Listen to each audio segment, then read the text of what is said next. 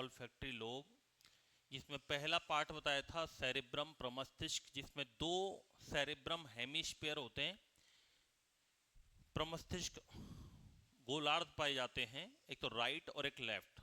Right वाला left को control करता है और लेफ्ट वाला राइट को कंट्रोल करता है, उसको बोलते हैं सेरेब्रम हेमिस्फीयर कहा जाता है। इसमें 4 लोब होते हैं टोटल।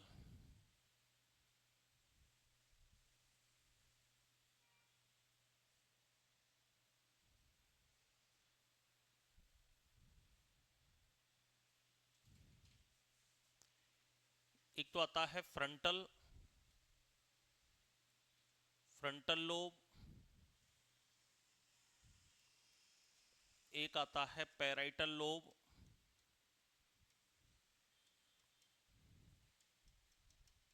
एक आता है ऑक्सीपिटल लोब और एक आता है टेम्पोरल।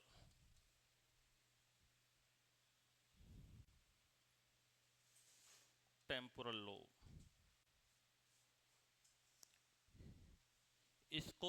इसको अलग करता है, इसको बोलते हैं सेंट्रल सल्कस, इसको बोलते हैं पैराइटल ऑक्सीपिटल सल्कस।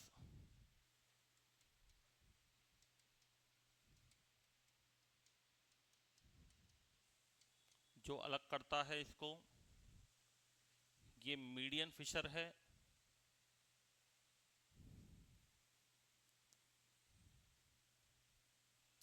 तो ये 4 लोब होते हैं सेरेब्रल हेमिस्फीयर में। एक तो होता है फ्रंटल, एक होता है टेम्पोरल, एक होता है पैराइटल और एक होता है ऑक्सीपिटल।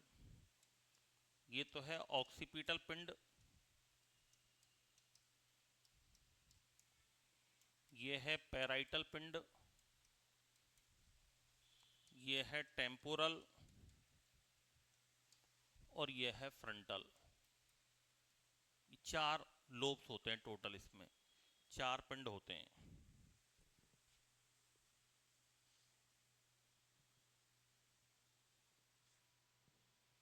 नोट करो।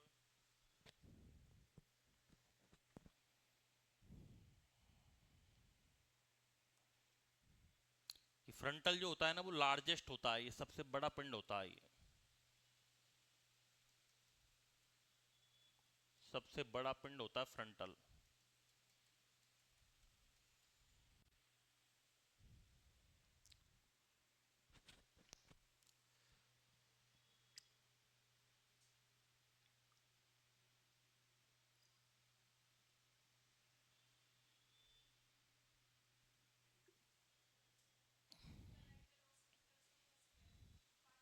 हाँ, पार्टीशन ये।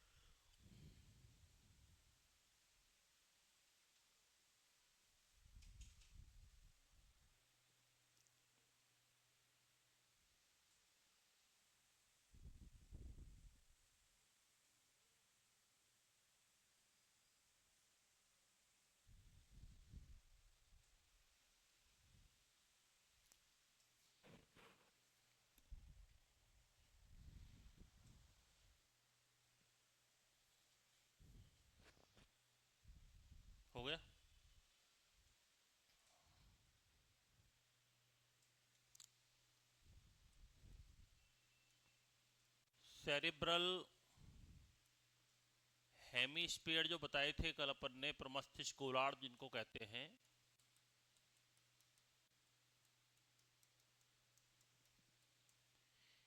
इनकी सतह सेल्स की एक लेयर से कवर्ड रहती है।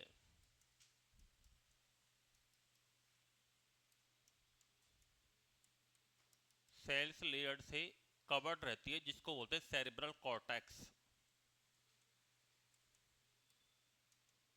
प्रमस्तिष्क बलकुट कहते हैं इसको।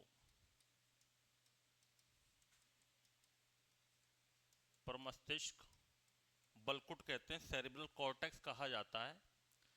ये सेरिब्रल कॉर्टेक्स के अंदर कुछ स्ट्रक्चर्स पाई जाती हैं। कुछ फोल्ड्स होते हैं, कुछ डीप्स होते हैं, कुछ उभार होते हैं, जिनको बोलते हैं रिजिड्स, और एक होते हैं गर्त, ग्रुप्स।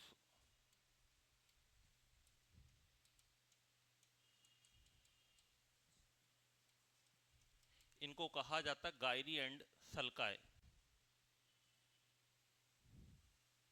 उभार तो कहलाती हैं गायरी, और ये कहलाते हैं सल्काए।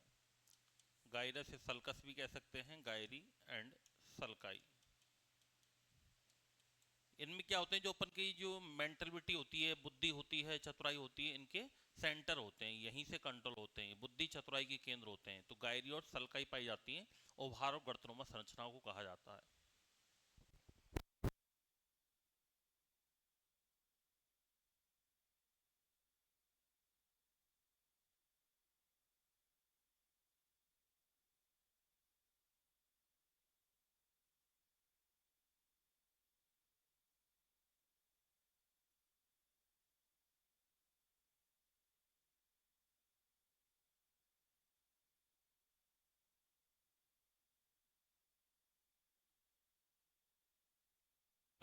सेरिब्रल कॉर्टेक्स जो होता है, इसका कलर ग्रे मैटर होता है। इसमें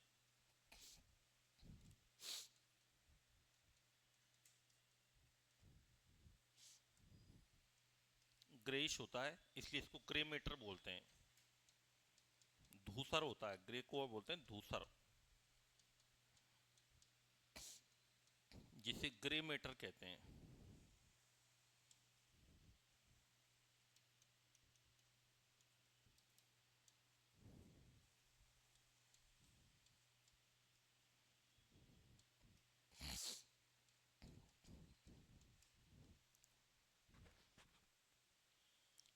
एक तो इसमें होता है ग्रे मैटर, एक होता है व्हाइट मैटर।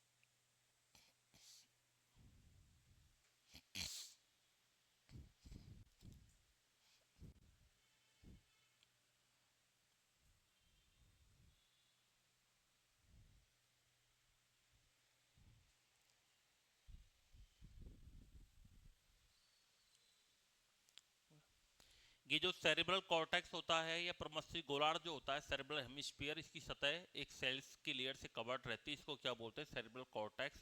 ये सेरिब्रल कॉर्टेक्स में कुछ रिजिड्स, उभार, कुछ गर्त, ग्रुप्स, डीप्स होते हैं, गड्ढे टाइप की स्ट्रक्चर्स होती हैं, जिनको क्या बोलते हैं, गायरी एंड सल्काई बोलते हैं। सेरिब्रल कॉर्टेक्स का कलर लगभग कैसा होता है, ग्रेइश होता है, जिसको क्या बोलते हैं, ग्रे मैटर कहते हैं। ये सेरिब्रल कॉर्टेक्स जो होता है, इसमें 3 एक्टिव रीजन्स पाए जाते हैं। एनसीईआरटी केवल इनके नाम नाम दे रखे हैं। 3 एक्टिव रीजन्स होते हैं। 3 एक्टिव रीजन्स कौन कौन से हैं? सबसे पहला चालन क्षेत्र,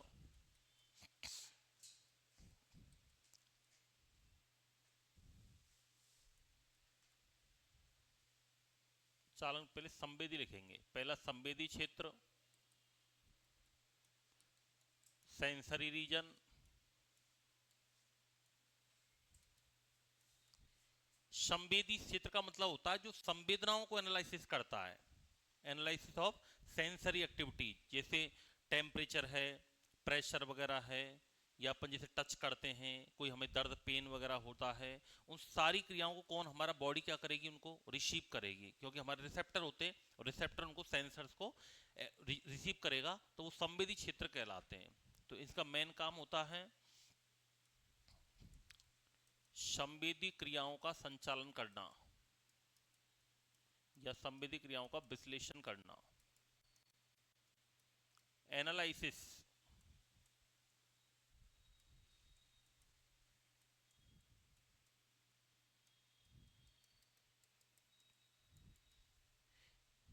जैसे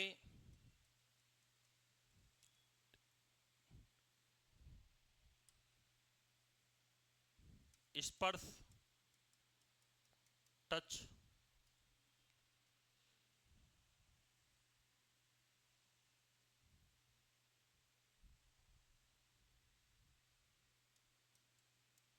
पीड़ा, पेन, दाब, प्रेशर, ताप, टेम्परेचर।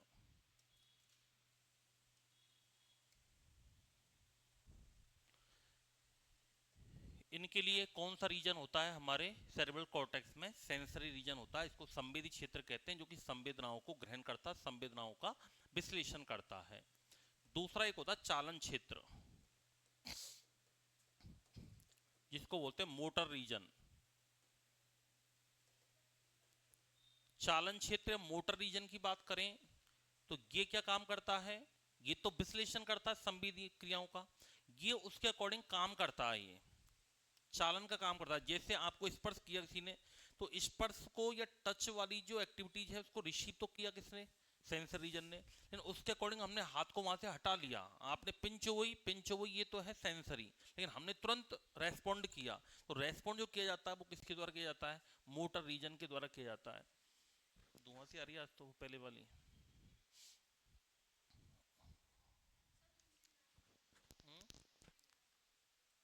उसमें तो बच्चे बैठे रहते हैं ना शायद।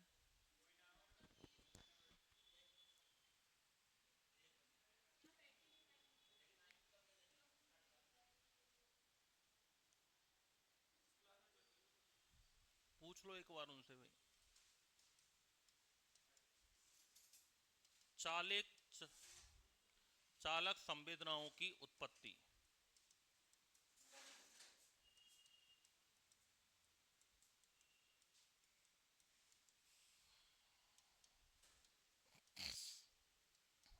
तो रेस्पॉन्सिबल फॉर मोटर सेंसिटेशन।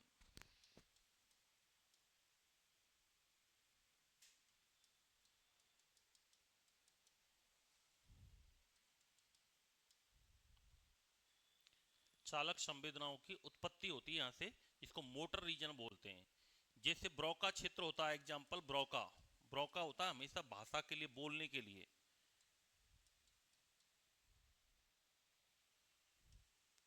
ये बोलने से संबंधित होता है।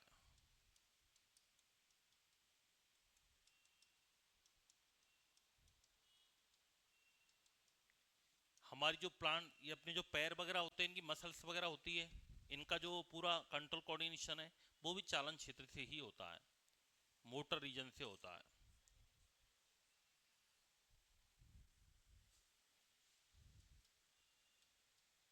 ब्रोका रीजन, ब्रोका इंग्लिश का ही वर्ड है।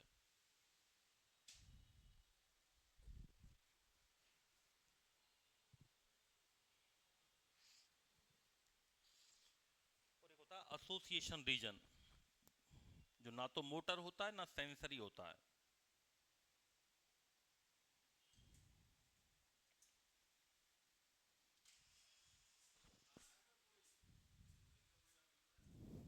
ऑफिस में नहीं है कोई?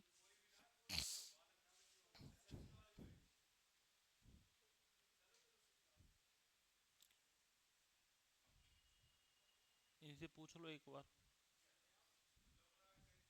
नहीं नहीं, अंदर होंगे।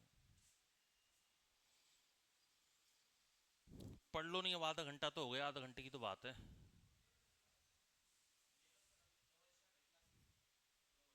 2 बजे? आपकी कितने बजे तक की क्लास? 1 तक की है तो आधा घंटा ही तो है, पढ़ लो। तो बैठ जाओ आप भी।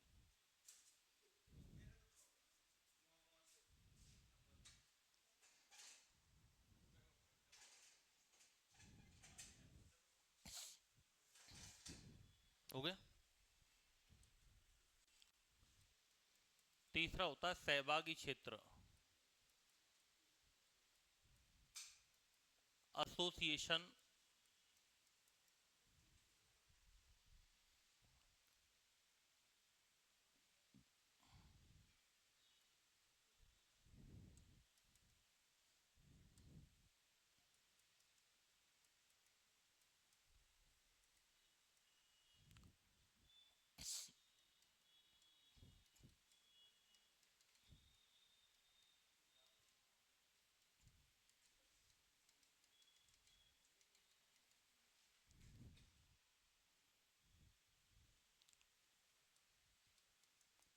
ये थोड़ी कॉम्प्लेक्स एक्टिविटीज जो होती हैं, जटिल क्रियाएं के लिए, उनके लिए रेस्पॉन्सिबल होता है ये। जटिल क्रियाओं के लिए उत्तरदायी होता है ये। ये कम्युनिकेशन वगैरह के लिए उत्तरदायी होता है ये, ना तो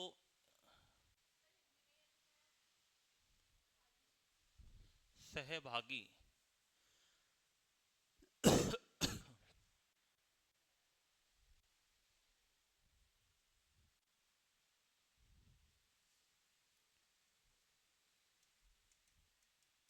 ये न तो संवेदी होता है, सेंसरी, और न ही प्रेरक होता है। प्रेरक को मोटर भी कह सकते हैं। ये दोनों का कॉम्बिनेशन होता है ये। अंतर सहभागी क्षेत्र बोलते हैं इसको, सहभागी क्षेत्र। और इसमें किस किस के लिए ये रेस्पॉन्सिबल एक्टिविटीज का एग्जाम्पल है, जैसे कम्युनिकेशन, दोनों का मिला जुला रूप होता है ये। संवाद।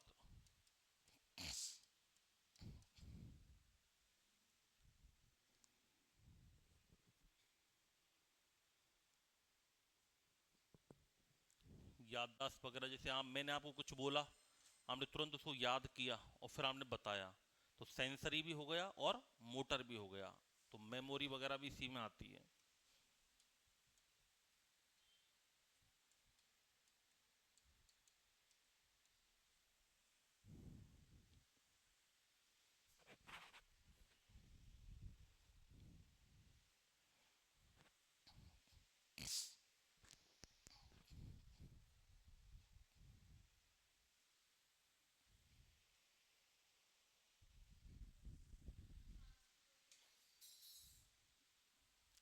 तो यहाँ पे कोई नहीं है क्या? दिक्कत हो रही है?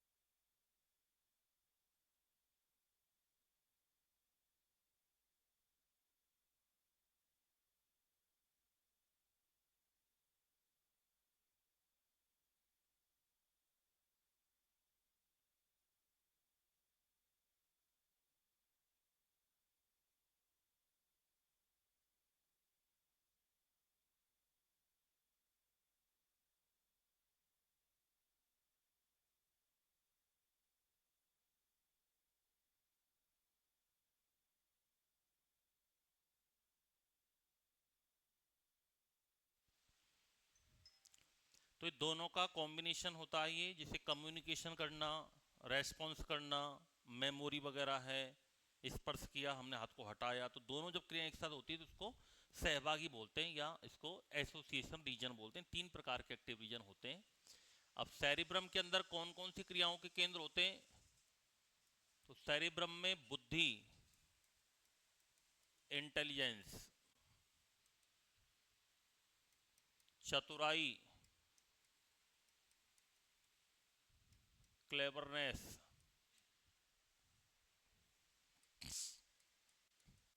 याददाश्त, भूलना, फॉरगॉट, इसके अलावा वाणी, इसकी मैसेज आ रहे हैं, कल्पना, इमेजिनेशन,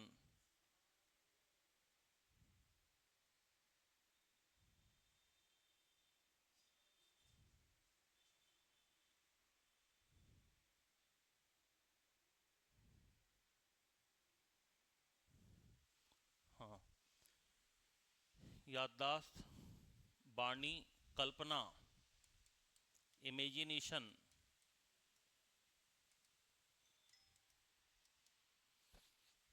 योजना बनाना,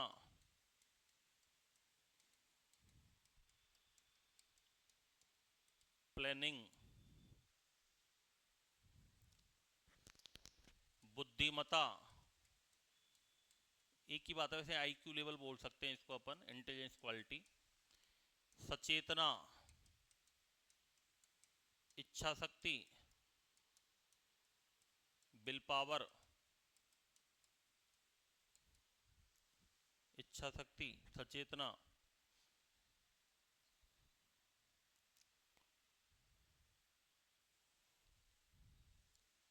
तार्किकता, रीजनिंग,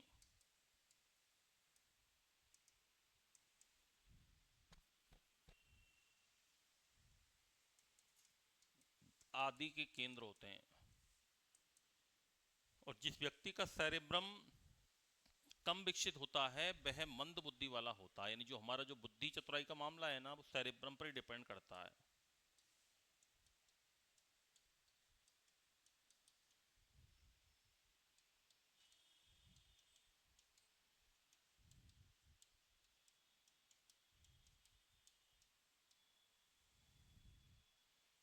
मंद का मतलब डल, एकदम डल, मूड, मंद बुद्धि कहते हैं, मंद बुद्धि वाला होता है वो। मैं देख के आता हूँ बाहर क्या।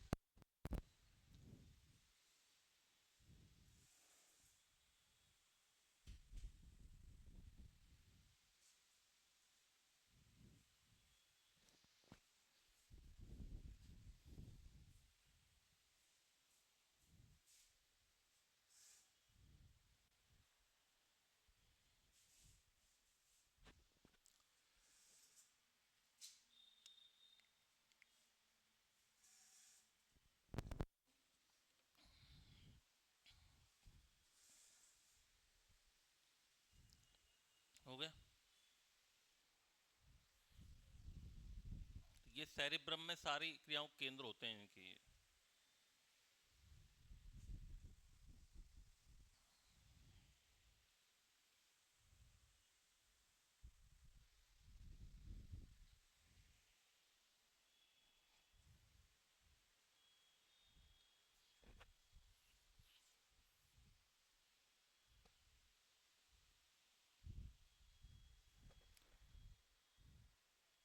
1000 प्लस भर्ती आने की उम्मीद है आपकी लैब असिस्टेंट की। और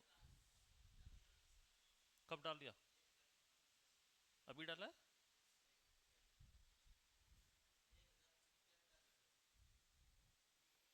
अच्छा,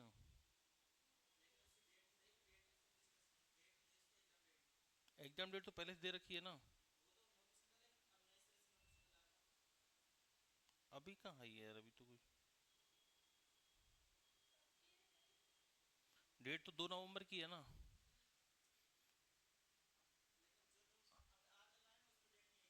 नहीं, आज कहाँ डला है, आज आया है क्या?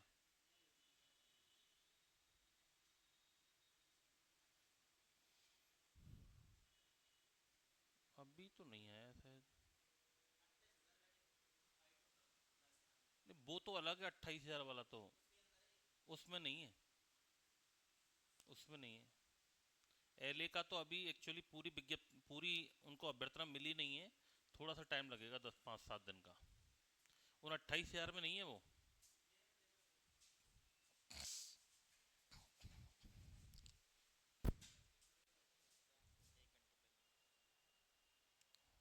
कहाँ लिखा हुआ है?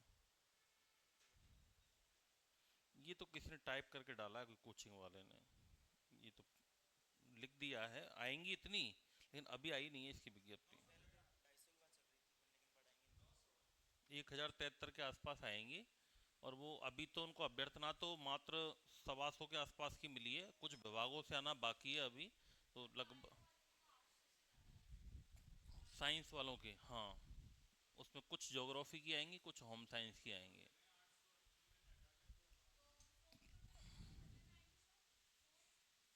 कम से कम 3 लाख तो मानो। फॉर्म 3 लाख तो मान के चलो। सभी सेकंड ग्रेड वाले, फर्स्ट ग्रेड वाले सभी भरेंगे।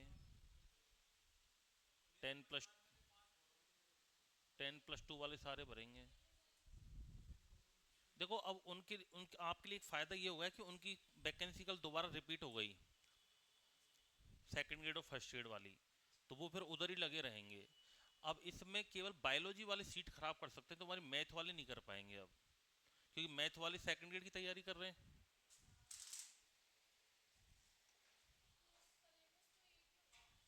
मैथ्स वाले फिजिक्स केमिस्ट्री नहीं पढ़ते ना। मैथ्स वाले फिजिक्स केमिस्ट्री नहीं पढ़ते हैं। सेकंड ग्रेड में कहाँ पढ़ते हैं? 12th तक ही तो पढ़ते हैं। तो उसके बाद तो बीएससी कर लिया, अभी जिसकी तैयारी कर रहे हैं उसकी बात कर रहा हूँ मैं। पहले तो सभी पढ़ के आते हैं, उससे क्या होता है। मेन तो अभी की बात है ना, वो तो भूल जाते हैं। अभी जो बंदा मैथ से सेकंड ग्रेड की तैयारी कर रहा है, वो केवल मैथ पढ़ रहा है, जीके पढ़ रहा है। वो फिजिक्स केमिस्ट्री बायोलॉजी नहीं पढ़ रहा वो। ज़्यादा की तो बात है। अभी सेकंड ग्रेड का एग्जाम है, लेकिन वो ये है कि ये सेकंड ग्रेड पता नहीं कब लगेगा। तो उससे पहले वो ये सोचेंगे कि थोड़ा सा चलो पढ़ ले इसका एग्जाम के लिए। हाँ, वो रहता है ना। हाँ, और वही चीज़ रहती है। हाँ, 2 नवंबर का है एग्जाम, तो फिक्स है।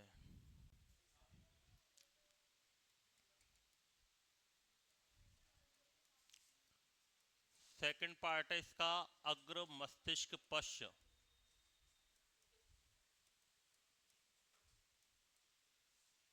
डाइएनसेफेलॉन। डाइएनसेफेलॉन जो है, इसको 3 पार्ट्स के अंदर डिवाइड किया गया है।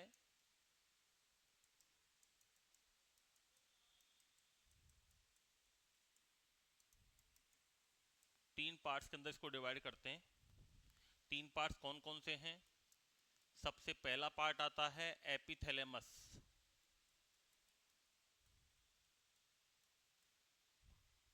ये एपिथैलेमस भाग डाइएनसेफेलॉन की रूफ का फॉर्मेशन करता है, छत का निर्माण करता है ये।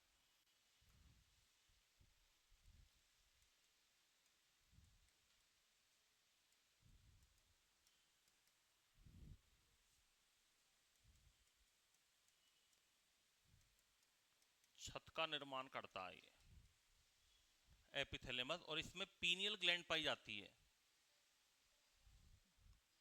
पीनियल ग्लैंड होती है इसमें। और पीनियल ग्लैंड जो होती है वो सेक्सुअल एक्टिविटीज पर कंट्रोल करती है, वो अपन ने पढ़ लिया है। तो पीनियल ग्लैंड पाई जाती है एपिथैलेमस वाले पार्ट में। सेकंड पार्ट जो आता है वो है थैलेमस। इसका सबसे बड़ा पार्ट थैलेमस ही होता है, लगभग 80%। 80% पार्ट यही होता है। और आसपास की जो इसकी बॉल होती है वो थैलेमस की बनी होती है, किसकी? डाइएन्सेफ्लॉन की। तो डाइएन्सेफ्लॉन की जो लेटरल बॉल हैं, आसपास की दीवार हैं, वो थैलेमस से मिलकर बनी होती हैं।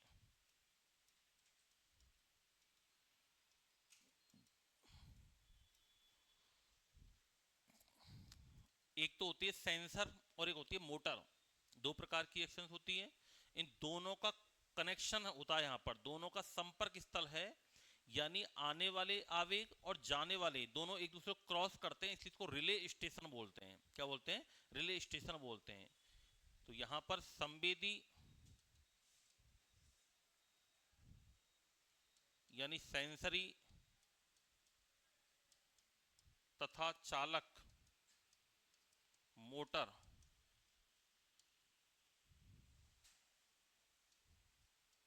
इन दोनों क्रियाओं का ये जंक्शन है, संपर्क स्थल है, ये जंक्शन है, इसलिए इसको रिले स्टेशन बोलते हैं।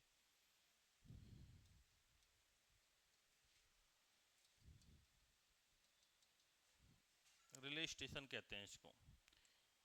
ये जैसे स्पर्श करना, सूंघना, इन सारी क्रियाओं को ये सेरेब्रम कॉर्टेक्स तक भेजता है, ये थैलेमस।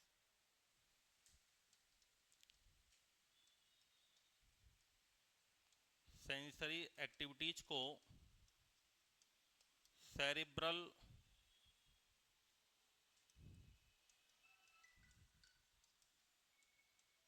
कॉर्टेक्स तक भेजता है।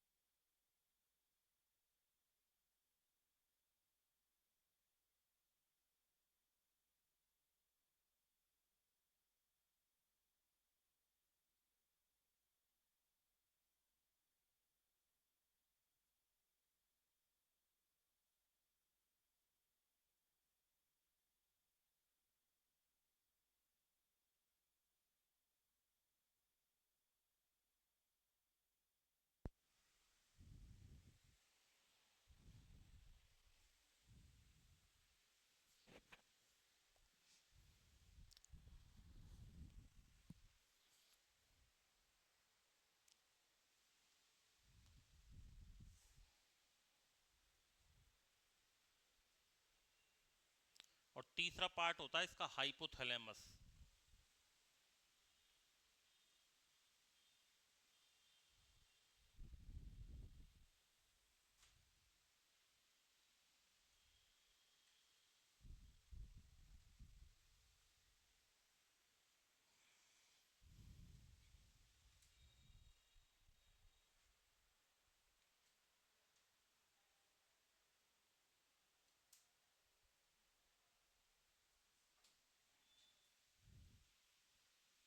हो गया। तीसरा पार्ट है हाइपोथैलेमस।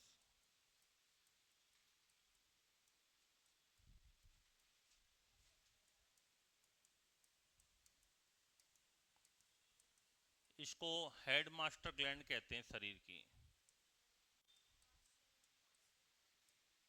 हेड मास्टर या मास्टर ऑफ मास्टर ग्लैंड।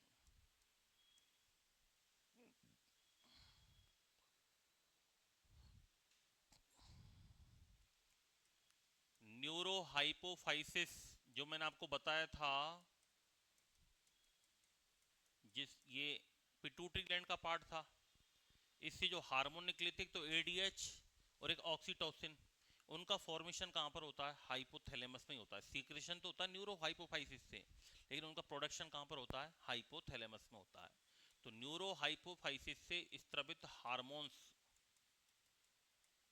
का उत्पादन, प्रोडक्शन,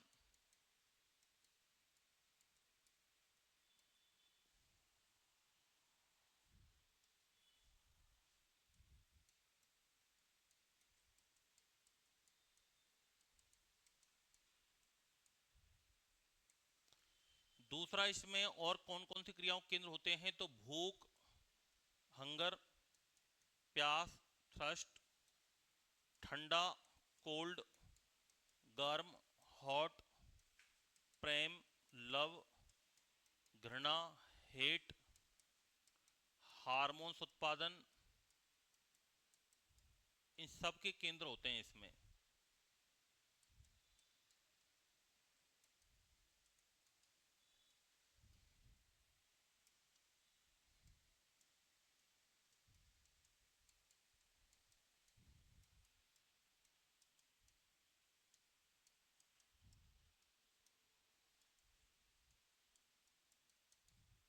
स्लीप वेक साइकिल, नींद वगैरह के केंद्र भी इसी में होते हैं।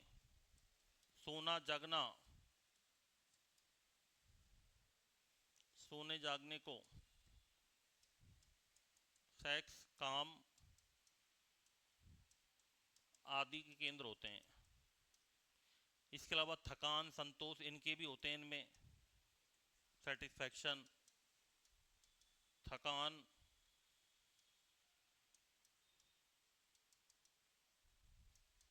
संतोष,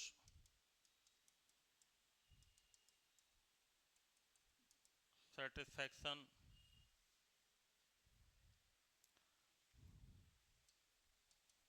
आदि के केंद्र होते हैं, और इसको शरीर का ताप नियंत्रण केंद्र कहते हैं।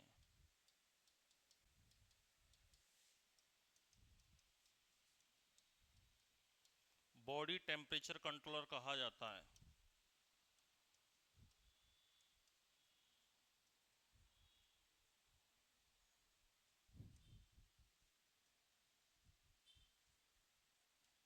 बॉडी टेम्परेचर कंट्रोलर कहते हैं इसको, शरीर का ताप नियंत्रण केंद्र कहते हैं।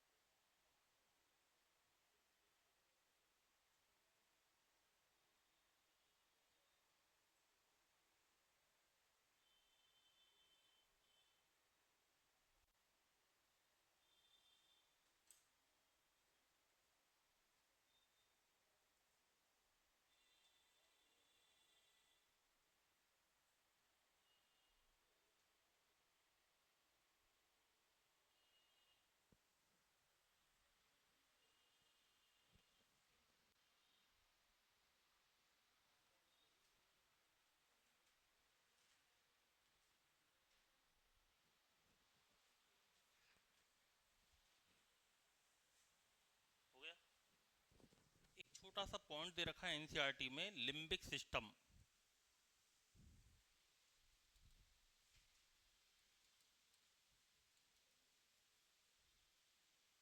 लिम्बिक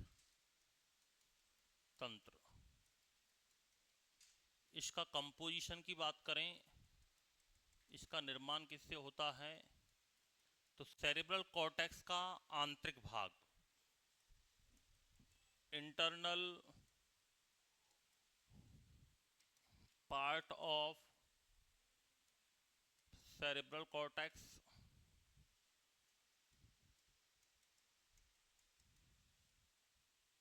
प्रमस्तिष्क बलकुट का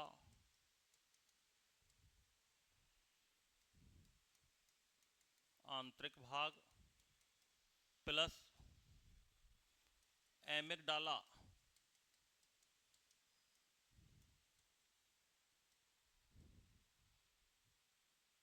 एमिगडाला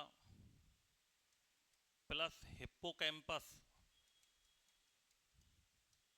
ये तीन पार्ट होते हैं हमारे ब्रेन में। इन तीनों को मिलाकर क्या बोलते हैं? लिम्बिक सिस्टम बोलते हैं। Internal part of cerebral cortex, amygdala and hippocampus, तीनों से मिलकर बनता है। और इसके केंद्र को किस किस क्रिया के होते हैं इसमें? तो एक तो भावनाओं की अभिव्यक्ति,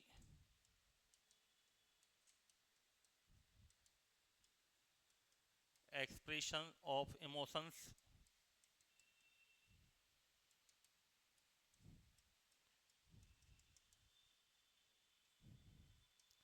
खुशी, गुस्सा,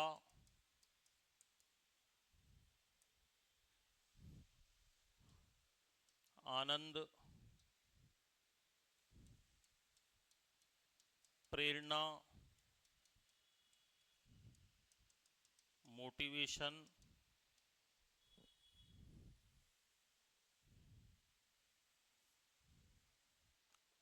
गुस्सा रेज, RAGE,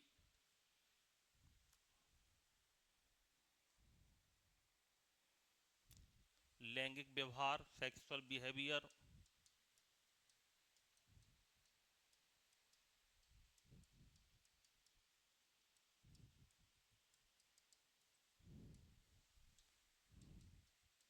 आदि के सेंटर होते हैं।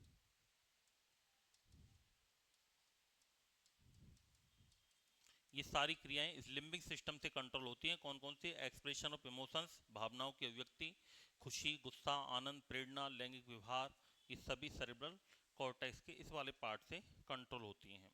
डर वगैरह, फियर, इसी में आता है डर।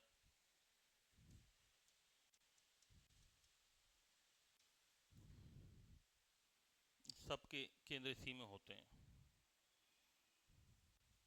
और एक होता है तीसरा पिंड, अपन ने फोर ब्रेन का पढ़ा था, जिसका नाम था घ्राण पिंड, ऑल्फैक्टरी लोब, जिसमें स्मेल, सूंघने के केंद्र होते हैं।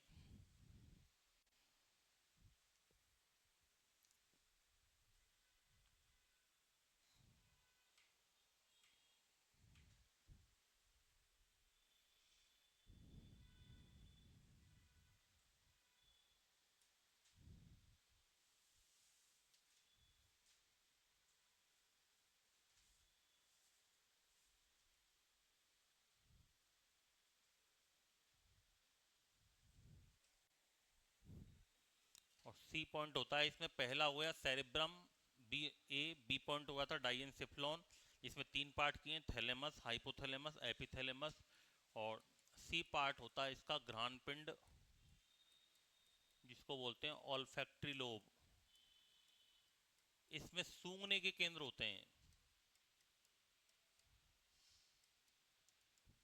Centre of smell.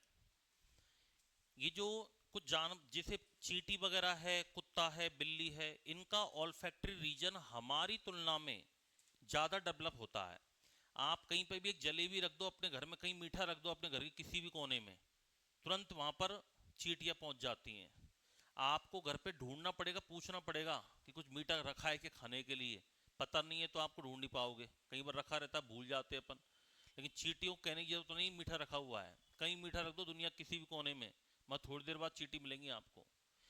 दूध को कहीं छिपा के रख दो, बिल्ली अटैक वहीं करेगी जहाँ दूध रखा हुआ है, अगर आपने गेट खुला छोड़ दिया तो।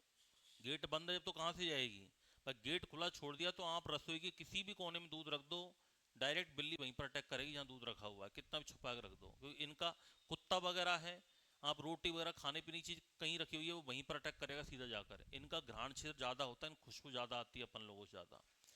अपन लोगों को तो केवल गर्म खाने की खुशबू आती है, जब अपन घर पे जाते हैं खाना बन रहा होता है ना, उस समय पता चल जाता है कुछ बन रहा है।